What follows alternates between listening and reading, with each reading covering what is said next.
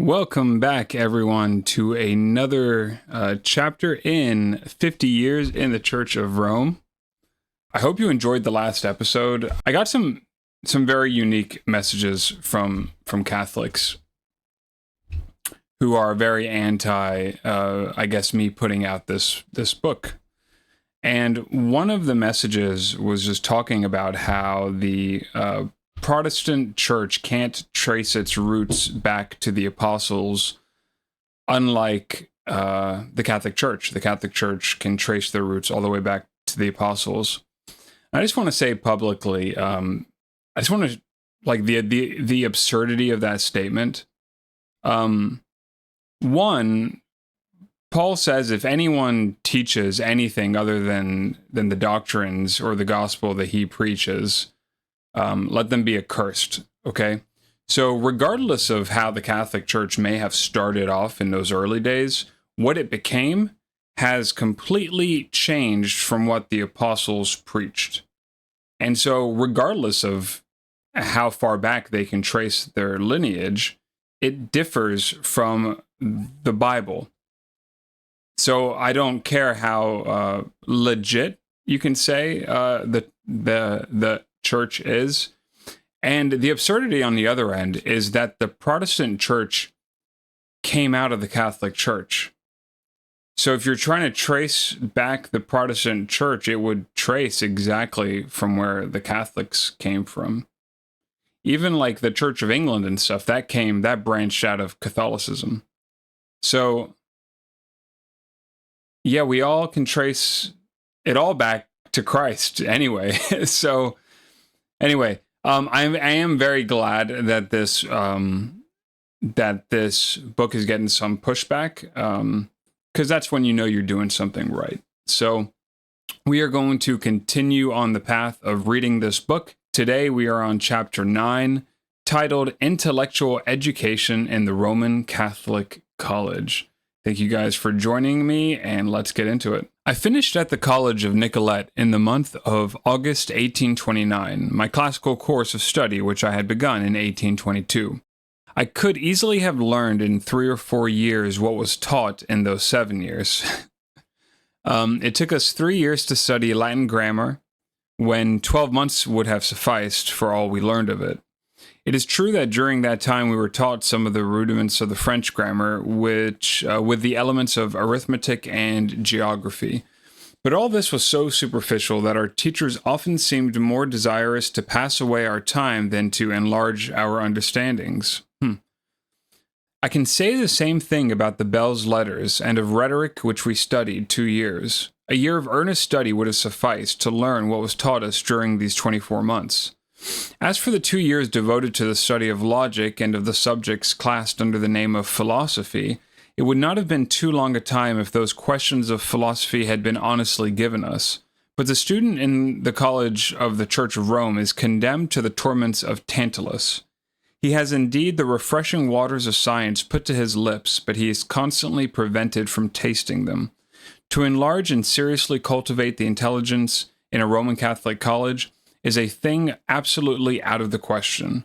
More than that, all the efforts of the principals in their colleges and convents tend to prove to the pupil that his intelligence is his greatest and most dangerous enemy, that it is like an untamable animal which must constantly be kept in chains.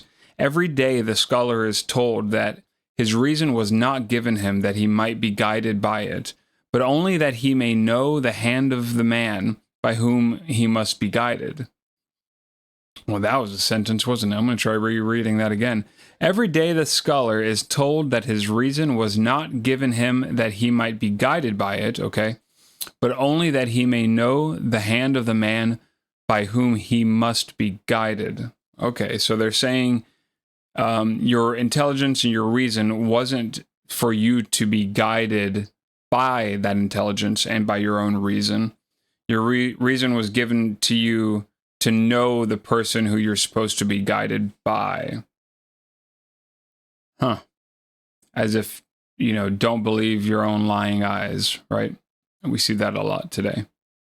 It's one of my arguments of a pagan Easter. is don't believe your lying eyes. There's so many reasons that people can give, and good brothers and sisters can give to justify Easter not being a pagan holiday. And by the way, I like Easter. I will go on Easter egg hunts. I just understand it's not a Christian thing. But there's so many arguments against it, and yet just look with your own eyes the symbolism of Easter today. Go anywhere in the United States and tell me, except for maybe some really like close to the Mexican border where it's very Catholic. I was living in LA once during an Easter where they were carrying like an effigy of Christ on the cross. It was very, very bloody. My buddy who was Hispanic, his mom, all year long just kept all the eggshells that they used and stuffed them with like confetti and stuff because that was their holiday. But mostly Easter is celebrated with eggs and bunnies. And those are fertility symbols. I don't need to explain how or why they're fertility symbols. You should be able to piece that together. And so it's like, no, don't believe your own lying eyes that this is a fertility celebration. No, it's about Christ. Oh, okay. Sure. The early church celebrated Christ's resurrection every Sunday. It wasn't just one Sunday a year. However, they did keep, it seems like, the Apostle John and those who sort of followed his teachings kept the Passover, which I'm not against any Christian doing, and I think it's actually good to keep the Passover. Not that I do it, but I have done it with my Jewish family. And the thing is, with the Passover, not that a Christian needs to, because it's not law of us, but Christ was crucified on the Passover, so there is something, to that. The Passover was always showing us something to come, was always pointing towards Christ, even though they couldn't have known that back then. But what's interesting is that the Passover is actually a holiday given by God in the Bible. You can read about it, right? There's no holiday for Easter. There's no holiday for Christmas. Not that it's bad for people to celebrate that, right? If Christ is exalted, great. I have no problem with that.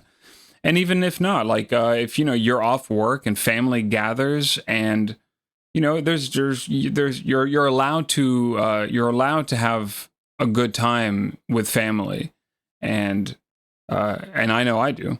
And if you guys are against Christmas, then please contact me by email.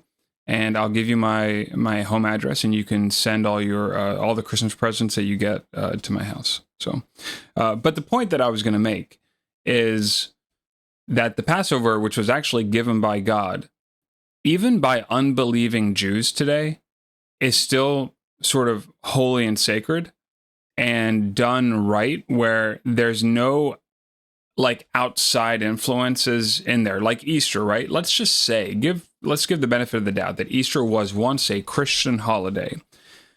It wasn't anointed. It wasn't talked about. It wasn't given by God. And now today, it clearly isn't a holy day, because you can see that most of the world who celebrates it aren't Christian, and all the symbolism around it isn't Christian either. Whereas an actual holiday that's given by God still has like sacredness to it, still has only those symbols. I have unsaved Jewish family and unbelieving Jewish family. Like, they don't even believe in God, but they're very Jewish. They like their culture and where they're from, and they keep the Sabbath and Passover, and both of those are still there's no outside iconography that has creeped in, unlike some other Jewish holidays like Pesach. I think it's Pesach. No, it wasn't Pesach at all. I think that's actually Easter. It was Purim. Yeah, wow. Oh, sorry guys. Purim is a Jewish holiday that now has loads of pagan iconography creeped into it. It's a Jewish celebration that they actually picked up in Persia. And so these are just things coming back to the book, right? Because I know I tend to go off on tangents, but coming back to the book, these kids are being told that their reason isn't to guide them. Their reason is only to show them who they should follow. And our reason can tell us today what is pagan and what's not. No matter how much people cry about it and try and tell you otherwise. Now the big Catholic streamers that have millions of subscribers are saying that it's okay to celebrate Halloween. I'm not against, done correctly, the idea of like if you have kids, letting them go out and maybe collecting candy, you know, at like a trunk or treat or something. Maybe I don't know. I don't have kids, right? I'm trying to be generous and give the benefit of the doubt. But the celebration of Halloween with just what you would see out there, devils and spiders and just skeletons and all that kind of stuff, it doesn't seem to be something that Christians probably should celebrate. And it's definitely not a holy day. I know you Catholics will shout All Saints Day, but you know what? I'm gonna link. I'll put a post somewhere right here on the screen to a brother who just recently sent me a book, and we had on the podcast, on Brandon's podcast, and he has a YouTube channel, but a preaching about All Saints Day. So I'll go ahead and post that for you guys. And with that, let's get back to the book. All right. Every day the scholar is told that his reason was not given him that he might be guided by it, but only that he may know the hand of the man by whom he must be guided. And that hand is none other than the Pope's. All the resources of language, all the most ingenious sophisms, all the passages of both the Fathers and the Holy Scriptures bearing on this question are arranged and perverted with inconceivable art to demonstrate to the pupil that his reason has no power to teach him anything else than that it must be subjected to the supreme pontiff of Rome, who is the only foundation of truth and light given by God to guide the intelligence and to enlighten the save the world. If I hadn't just gone off on a rant, I would probably rant about that, but I'm just going to continue reading. Rome, in her colleges and convents, brings up or raises up the youth from their earliest years. But to what height does she permit the young man or woman to be raised? Never higher than the feet of the Pope. As soon as his intelligence, guided by the Jesuit, has ascended to the feet of the Pope, it must remain there, prostrate itself, and fall asleep. The Pope, that is the great object towards which all the intelligence of the Roman Catholics must be converged.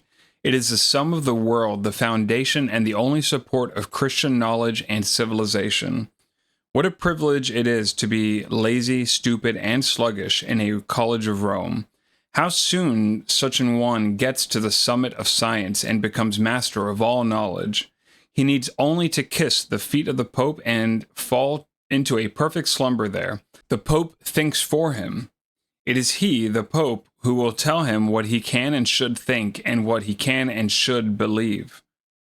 I had arrived at the degree of perfection at the end of my studies, and J.B. Barth, Esquire, MPP, being editor of one of the principal papers of Montreal in 1844, could write in his paper when my Manual of Temperance was published. Mr. Shinqui, the author of this book, has crowned his apostleship of temperance by that work, with that ardent and holy ambition of character of which he gave us so many tokens in his collegiate life, where we have been so many years the witness of his piety, when he was the model of his fellow students who had called him to the Louis de Gonzague of Nicolet. These words of the Montreal Member of Parliament mean only that, wishing to be saved as Saint Louis de Gonzague, I had blindly tied myself to the feet of my superiors. I had as much as possible extinguished all the enlightenments of my own mind to follow the reason and the will of my superiors. These compliments meant that I was walking like a blind man whom his guide holds by the hand. Though my intelligence often revolted against the fables with which I was nurtured, I yet forced myself to accept them as gospel truths. And though I often rebelled against the ridiculous sophisms which were babbled to me as the only principles of truth and Christian philosophy, yet as often did I impose silence on my reason and force it to submit to the falsehoods which I was obliged to take for God's truth. But, as I have just confessed it, notwithstanding my good will to submit to my superiors, there were times of terrible struggle in my soul, when all the powers of my mind seemed to revolt against the degrading fetters which I was forced to forge for myself.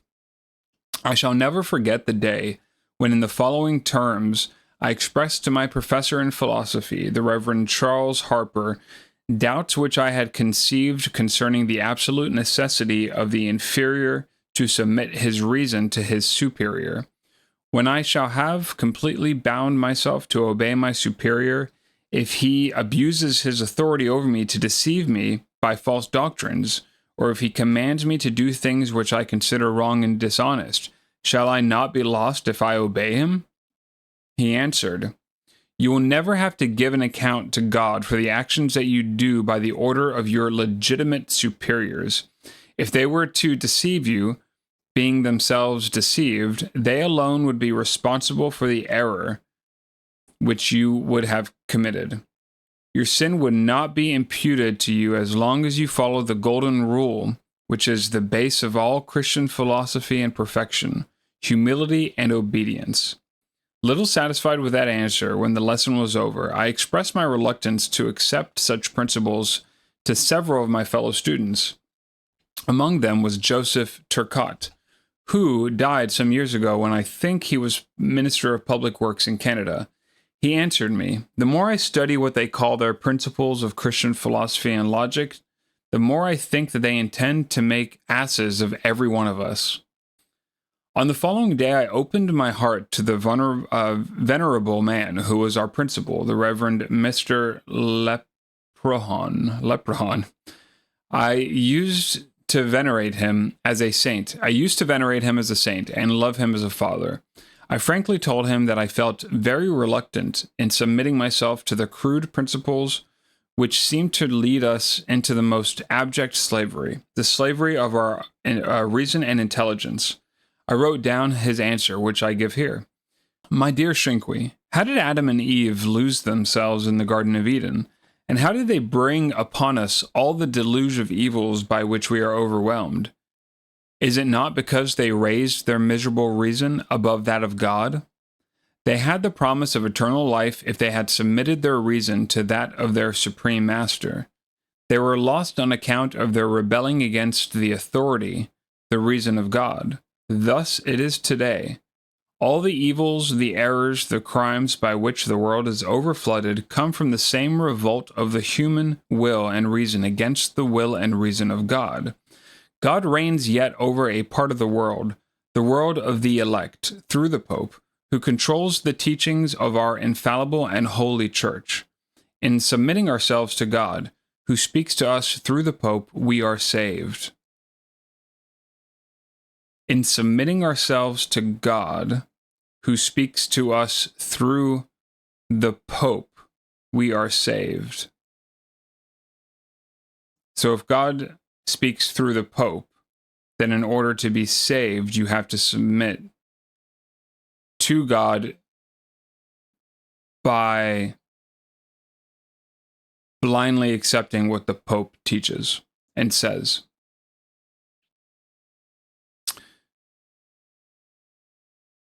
Chapter and verse. We walk in the paths of truth and holiness, but we would err and infallibly perish as soon as we put our reason above that of our superior, the Pope, speaking to us in person or through some of our superiors who have received from him the authority to guide us. But, said I, if my reason tells me that the Pope or some of the other superiors who are put by him over me are mistaken, and that they command me something wrong, would I not be guilty before God if I obey them? You suppose a thing utterly impossible, answered Mr. Leprechaun, for the Pope and the bishops who are united to him have the promise of never failing in the faith. Wow. They cannot lead you into any errors nor command you anything against the law of God. But supposing for a moment that they would commit any error, okay, so they can't commit an error, but suppose that they could, but supposing for a moment that they would commit any error, and that they would compel you to believe or do something contrary to the teachings of the gospel, God would not ask of you any account of an error committed when you are obeying your legitimate superior. You know, I love, there's a lot of pastors that I love. I love Pastor Veach, Michael Veach, because oftentimes when you hear him preach, he will say, don't take my word for it. Read what the Bible says. And here it seems the opposite. Every one of us shall give account of himself to God. That's Bible. When I was 16, I won a great victory. I felt in that moment I would live to be 100. Now I know I shall not see 30. None of us know our end, really, or what hand will guide us there. King may move a man. A father may claim a son. That man can also move himself. And only then does that man truly begin his own game. Remember that howsoever you are played, or by whom, your soul is in your keeping alone. Even though those who presume to play you be kings or men of power, when you stand before God, you cannot say, but I was told by others to do thus, or that virtue was not convenient at the time. This will not suffice. Remember that. I had to content myself with that answer, which I put down word for word in my notebook. But in spite of my respectful silence, the Reverend Mr. Leprechaun saw that I was yet uneasy and sad. In order to convince me of the orthodoxy of his doctrines, he instantly put into my hands the two works of de Maistre, Le Pape, and Les Stories de Saint Petersburg, where I found the same doctrines supported. Wow, okay. So there we go. If there's any Catholics listening who say that this author is lying, I guess we have two sources here that I have not looked into, but I think I will, that support everything that was just said, that the Catholics teach. My superior was honest in his convictions. He sincerely believed in the sound philosophy and Christianity of his principles, for he found them in these books approved by the infallible popes. There you go. I will mention another occurrence to show the inconceivable intellectual degradation to which we had been dragged at the end of our 7 years of collegiate studies. About the year 1829, the curate of St. Anne de la Parade wrote to our principal Reverend Mr. Leprechaun to ask the assistance of the prayers of all the students of the College of Nicolet in order to obtain the discontinuance of the following calamity. For more than 3 weeks, one of the most respectful farmers was in danger of losing all his horses from the effects of a sorcery. From morning to night, and during most of the night, repeated blows of whips and sticks were heard falling upon these poor horses, which were trembling, foaming, and struggling. We can see nothing. The hand of the wizard remains invisible. Pray for us that we may discover the monster and that he may be punished as he deserves. Such were the contents of the priest's letter, and as my superior sincerely believed in that fable, I also believed it, as well as the students of the college who had a true piety. On that shore of abject and degrading superstitions, I had to land after sailing 7 years in the bark called a college of the Church of Rome. The intellectual part of the studies in the College of Rome, and it is the same in a convent, is therefore entirely worthless. Worse than that, the intelligence is dwarfed under the chains by which it is bound. If the intelligence does sometimes advance, it is in spite of the fetters placed upon it. It is only like some few noble ships which, through the extraordinary skill of their pilots, go ahead against the wind and tide. I know that the priests of Rome can show a certain number of intelligent men in every branch of science who have studied in their colleges, but these remarkable men had from the beginning secretly broken for themselves the chains with which their superiors had tried to bind them. For peace sake, they had outwardly followed the rules of the house, but they had secretly trampled under the feet of their noble souls the ignoble fetters which had been prepared for their understanding. True children of God and light, they had found the secret of remaining free, even in the dark cells of a dungeon. Give me the names of the remarkable and intelligent men who have studied in a college of Rome and have become real lights in the firmament of science, and I will prove that 9/10 of them have been persecuted, excommunicated, tortured, some even put to death, for having dared to think for themselves. That is the history of the Church of Rome, for sure. As I've said in another video, I'm working on something pretty cool for Fox's Book of Martyrs. So just stay tuned, and at some point that'll be on the channel. But if you do want something now, I recommend a video that I did, Smoke Screens Part 1, Part 2, and Part 3. I'll go ahead and link that. But he goes through the Roman Catholic Church and some of their history. And I went ahead and as he speaks, I put images on the screen that match what he's saying. And some of the stuff like here with World War II and the church's involvement in that, it was pretty hard for me to actually go into some of these books because he referenced books and I would find them on Internet Archive. And then, yeah, let me just say what Jack Chick writes about here is like the light part of it. And even the light part is pretty hard to stomach. So that is the Church of Rome here when he says, I will prove that 9/10 of them have been persecuted, excommunicated, tortured, some even put to death for having dared to think for themselves.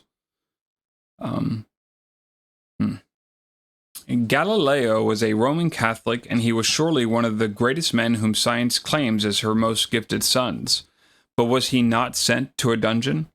Was he not publicly flogged by the hands of the executioner?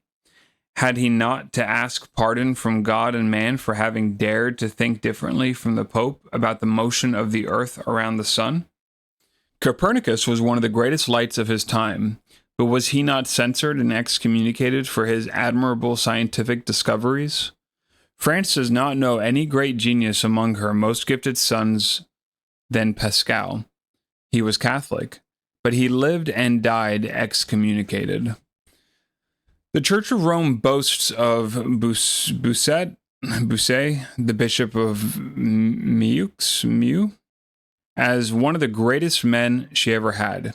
Yes, but has not Villou, the editor of the Universe, who knows his man well, confessed and declared before the whole world that Bossuet was a disguised Protestant?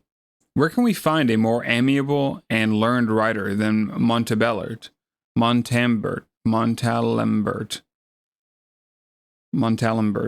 who has so faithfully and bravely fought the battle of the Church of Rome in France during more than a quarter of a century?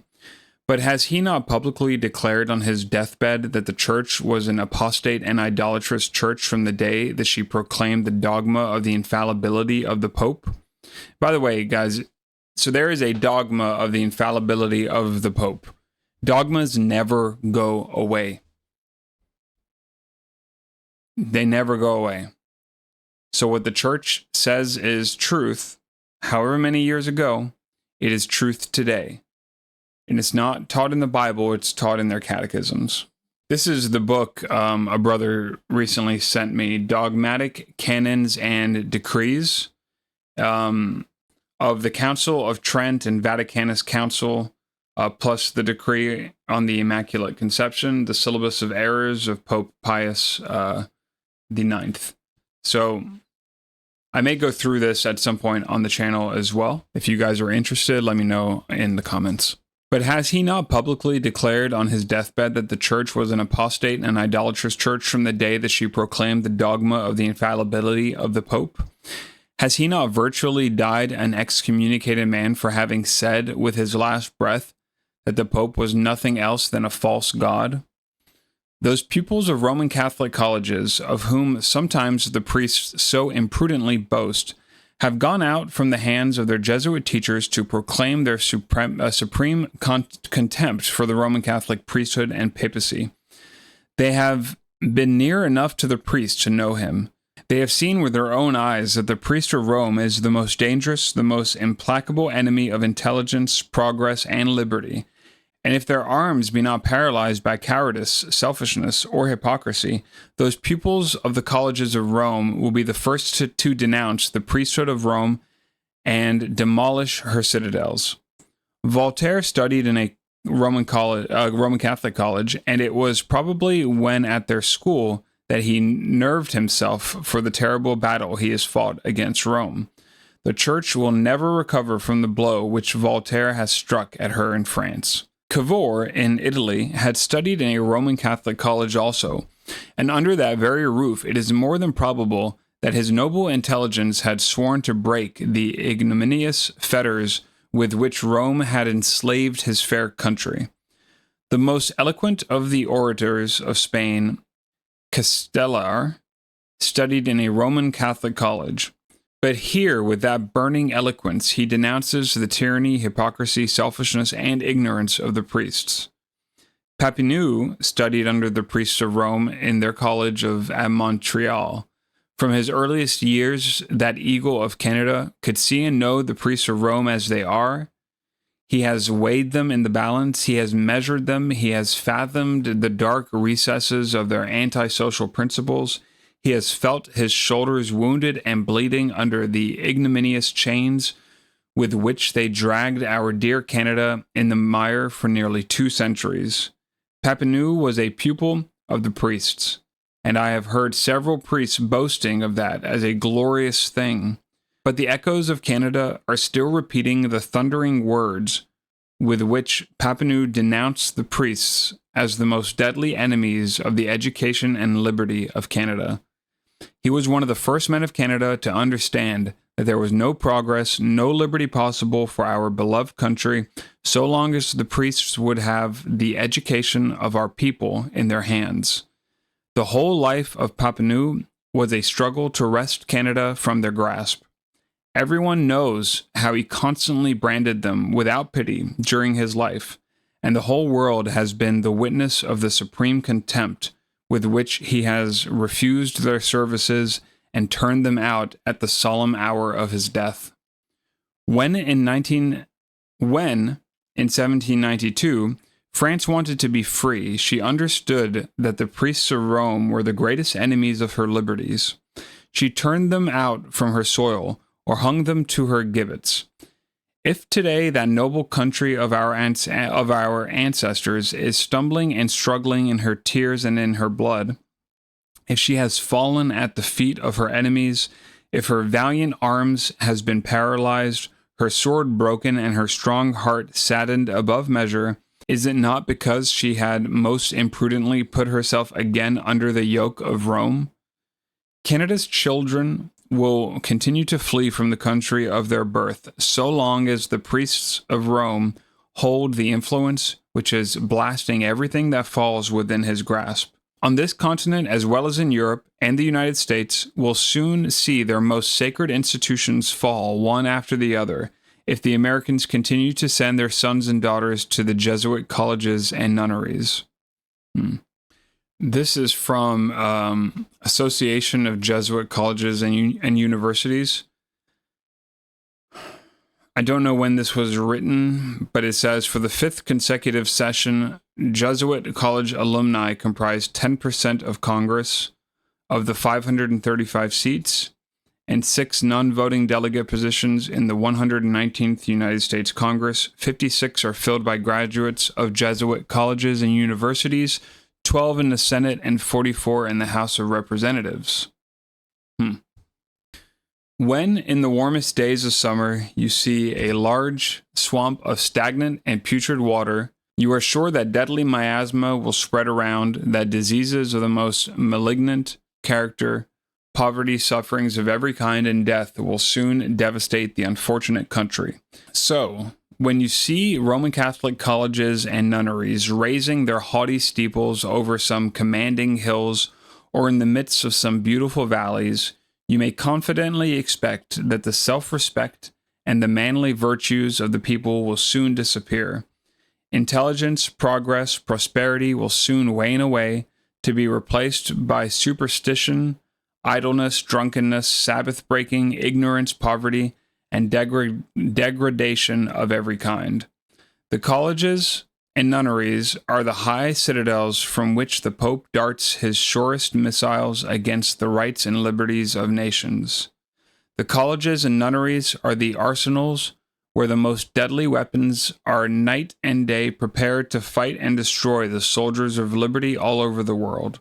The colleges and nunneries of the priests are the secret places where the enemies of progress, equality, and liberty are holding their councils and fomenting that great conspiracy, the object which is to enslave the world at the feet of the Pope.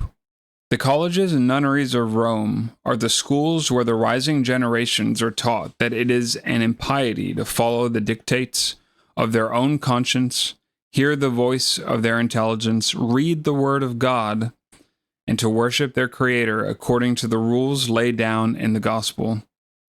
It is in the colleges and nunneries of Rome that men learn that they are created to obey the Pope in everything, that the Bible must be burnt, and that liberty must be destroyed at any cost all over the world.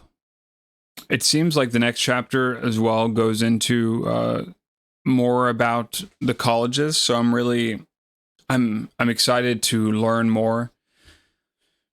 But the thing that comes to mind right now is something that most of you guys probably understand and know and feel the same about. But having gone to college myself, having a master's degree in college for that matter, I can tell you it was not worth it. And a lot of people will look, there are people like doctors, I think, are legitimate people who, and even lawyers to an extent, but more so doctors. I can understand school for that. But I can tell you that my undergrad for sure was a waste of time. And my master's degree is something that I could have done on my own. Was it good that I was placed in somewhere that allowed me to study and ask questions? Yes. But was it worth the price that I'm still paying for? No. No, it was not. I will never pay that debt off. So a lot of people will hold these degrees as some kind of, I don't know, as some kind of crown over you, that you could just never understand what they know because of what they learned. And yet here we have someone who's on the inside saying it's nothing. That and what they learned in 7 years could have been learned in 3 years. And even then, it's what they did learn is against what the Bible preached. So honestly, Dr. Ruckman called his doctorate, his PhD, a post hole digger. Okay, that's all it's really good for. And, to an extent, I definitely agree with that.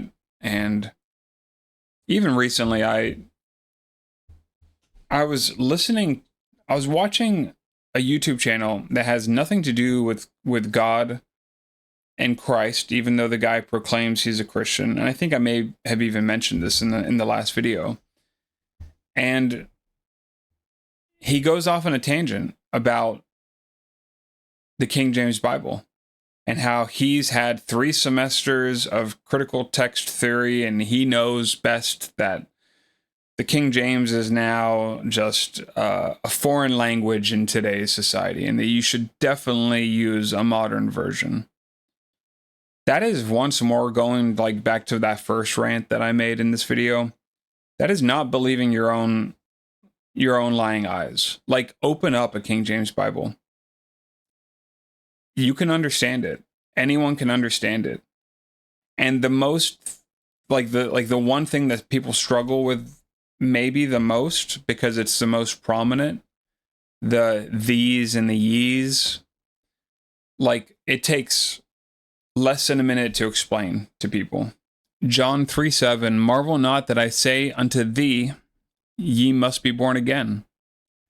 Anything that starts with a T for thee, thou, that is speaking directly to the person. So here, Jesus is speaking to Nicodemus.